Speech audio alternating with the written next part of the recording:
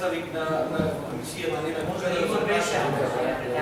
да го запрашаме некој работи.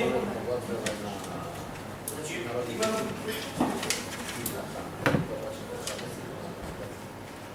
забелешка на работата на комисијата. Значи, навистина луѓето кога ќе претрпат некоја штета, бараат некој надоместни структури што може да ги покажете.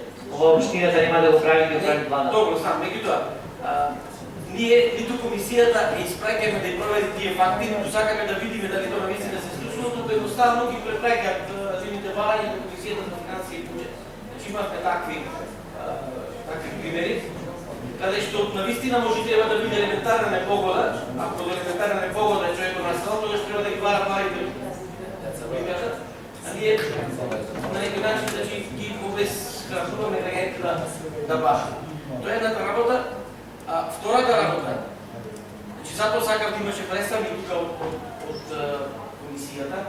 Тие заминатите штети што беа направени, тие проценти, тие документи испратени до владата на Република Македонија, има денес се уште луѓе кои што не се обештетени.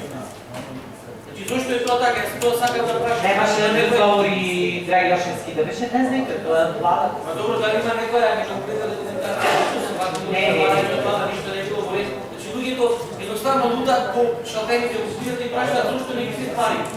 Некој го вели дека наистина се направила проценка на поштена документација, треба да обија плани, не да го пари. Тие работи треба да не знам што Немаше да ги одговора. Кога вака како што ја напишеме, дека ќе правиме, тие нема проблем. Кажуваат сега тоа се тоа го сториле, го направиле, го пуштиле, го испратиле, и сега ќе чекаме пари. Толку не знам, бидејќи не се тие тука нема зашто да дискутираш.